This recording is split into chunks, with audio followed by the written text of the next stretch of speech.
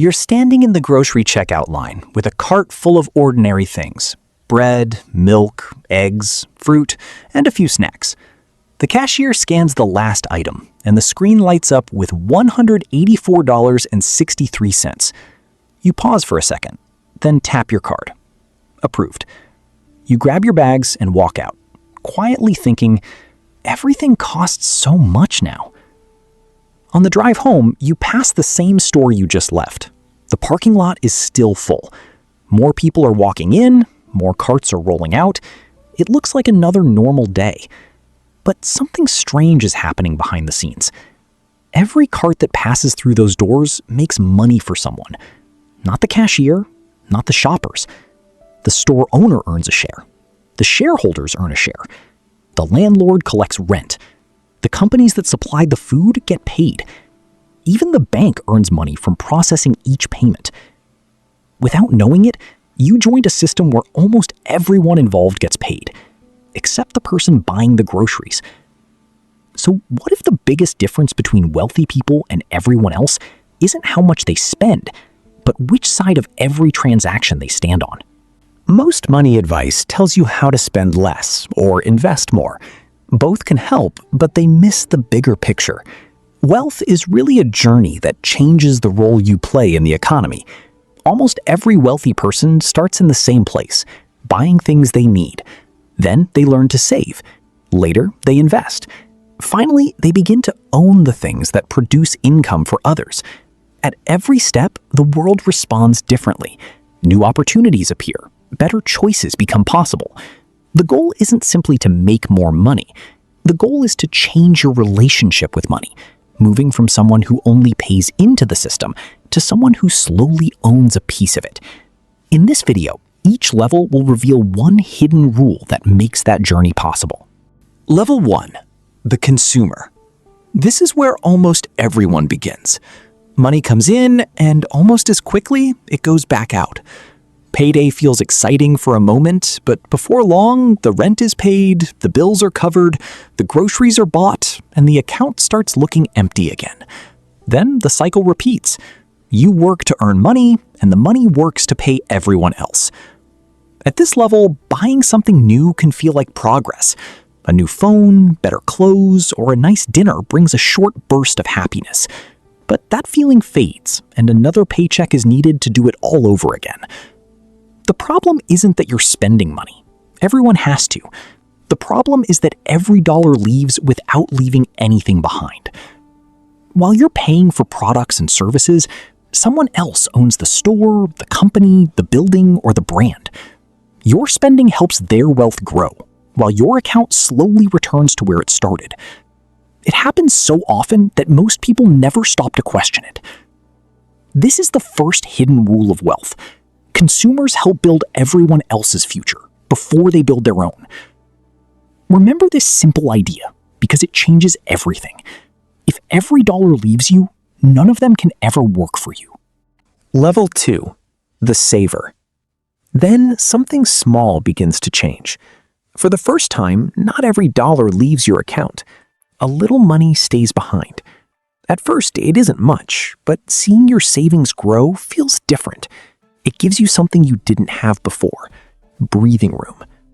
An unexpected car repair or medical bill no longer feels like a disaster. Instead of reaching for a credit card, you already have money set aside. You start saying no to impulse purchases because you know every dollar saved gives you more peace tomorrow. Waiting becomes easier than spending. This is an important step because saving changes your habits before it changes your wealth. It teaches patience, self-control, and the ability to think beyond today. Those lessons are valuable, but there is another truth that many people miss. Money sitting in a savings account is not standing still. As prices rise over time, that same money slowly buys less than it did before. Even though your balance stays the same, its buying power quietly shrinks. Saving protects you from emergencies, but it cannot build lasting wealth on its own. That is the second hidden rule. Saving buys time, not freedom. Cash gives you safety when life goes wrong, but by itself, it cannot make you wealthy. Cash is protection, not prosperity. Level 3. The investor. This is the level where everything begins to change.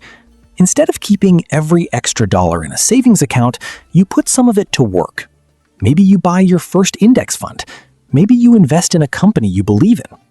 At first, the numbers move slowly, and it may not feel exciting, but something important has happened. Your money has started working even while you sleep. Over time, you notice small gains. Some investments pay dividends, others grow in value. Then those earnings begin to earn money too. This is the power of compound growth. It starts quietly, but the longer you leave it alone, the stronger it becomes. You stop thinking about next Friday's paycheck and start thinking about where your money could be 5 or 10 years from now. Your habits begin to change as well. You spend less time looking at shopping apps and more time checking your investments. Instead of asking, "What can I buy?" you start asking, "What can I own?" That simple question changes the way you see money. Here is the third hidden rule. Every dollar has two jobs. It can be spent today, or it can be given the chance to build tomorrow. The choice may seem small in the moment, but over many years, it can lead to two completely different lives. Level 4. The owner. This is the level where two people can look at the same thing and see something completely different. A consumer looks at a product and asks, "What does it cost?" An owner looks at that same product and asks, "Who gets paid?" That one question marks the beginning of a new way of thinking. Ownership can take many forms. It could be shares in a business through stocks. It could be a small business of your own. It could be real estate that earns rent, royalties from something you created, or digital assets that produce income over time. The size of the asset matters less than the habit of owning it. Soon, every purchase starts to teach you something. Instead of only thinking about what you are buying, you become curious about the business behind it. Who owns this company? How does it make money? Could I own a small piece of it too? You begin to notice opportunities that most people walk past without seeing. This shift is bigger than making more money. It changes the way you see the world. Stores become businesses. Products become investments. Customers become clues. That is the fourth hidden rule. Ownership changes what your eyes notice. Once you start looking for owners instead of prices, you begin to see opportunities that were always there. Level 5. Building machines instead of income. This is the turning point where the journey changes direction. Until now, the goal has been to earn more money. But at this level, a different question takes over. Instead of asking, "How can I make more?" wealthy people begin asking, "What can keep producing without me?" That question leads them to build systems instead of depending only on their time. A business can keep serving customers after the owner goes home. A rental property can earn income each month. Software can be sold again and again. A book, an online course, or a content library can keep reaching new people long after it is finished. A strong team can continue creating value even when the founder is not doing every task. Something important begins to change. Income is no longer tied to every hour worked. Time is still valuable, but it is no longer the only thing being traded for money. The systems you build start carrying part of the load. This doesn't happen overnight. Building these machines takes patience, effort, and smart decisions.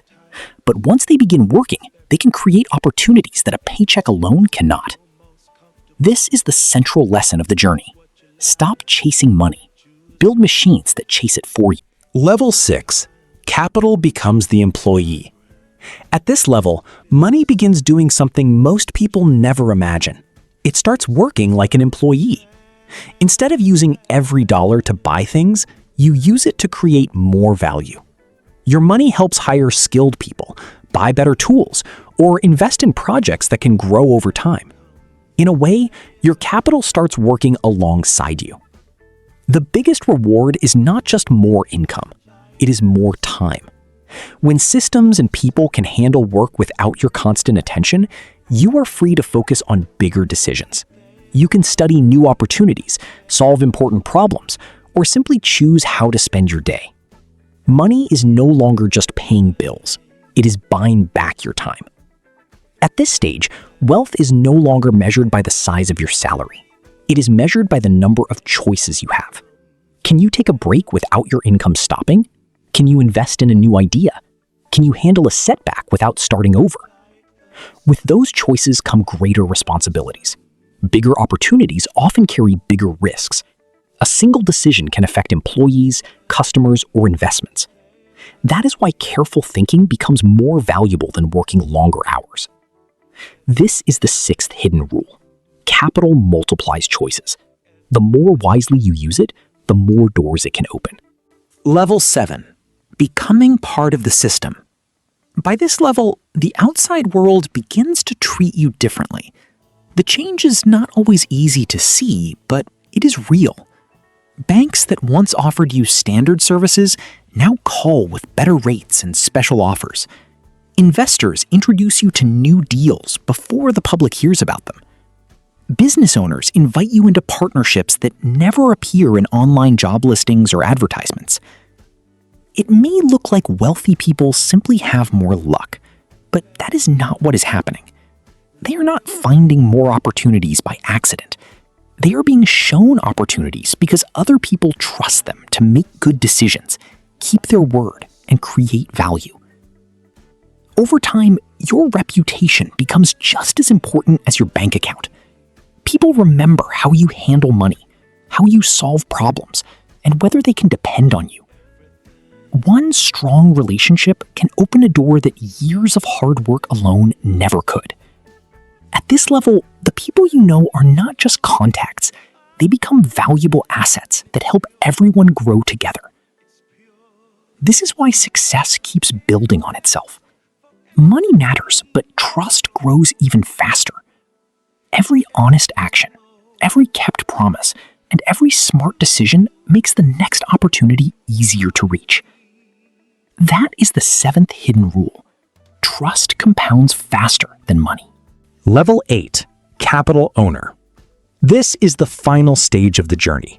Money is no longer something you simply earn or invest. It becomes the foundation that supports everything else. Instead of asking how to make the next dollar, you focus on where your money should go, how much risk each investment should carry, and how to protect what has already been built. This is called asset allocation, and it becomes one of the most important decisions you make. The conversation also changes. You begin thinking about trusts, estate planning, and how your wealth can help your children and even future generations. The goal is no longer to own more things. It is to build something that can last long after you are gone. At this level, influence often becomes more valuable than expensive possessions. Instead of buying another luxury item, you may invest in a business, support a new idea, or help create opportunities for others. Wealth becomes a tool for building, not just spending. But there is one final surprise. Keeping wealth is often harder than earning it. Markets change, businesses fail, new risks appear. Protecting what you have built takes wisdom, patience, and careful planning. This is the final hidden rule. The richest people do not simply own expensive lifestyles. They own systems that keep creating value long into the future. Now let's return to the grocery store. Another customer is standing in the checkout line with a cart full of everyday items. The screen shows the total. They tap their card. Approved. They collect their bags and walk out, still wondering why it always feels like money disappears so quickly at the end of every month. Across town, someone else earns money from that same purchase without ever pushing a cart. They may own shares in the supermarket. They may own the building. They may receive rent, dividends, or part of the profits. The groceries are the same. The supermarket is the same. The payment system is the same. The economy is the same. Only one thing has changed: their position inside the system. That is the real wealth journey. It is not about becoming a completely different person overnight. It is about making small choices that slowly move you from spending all your money to owning small pieces of the things that produce it. Each step builds on the one before it, until money begins working with you instead of always leaving you. Remember the hidden truth behind every level. The system didn't suddenly become fairer. The rules were always the same. The difference is that one person kept paying into the system, while the other eventually owned part of it.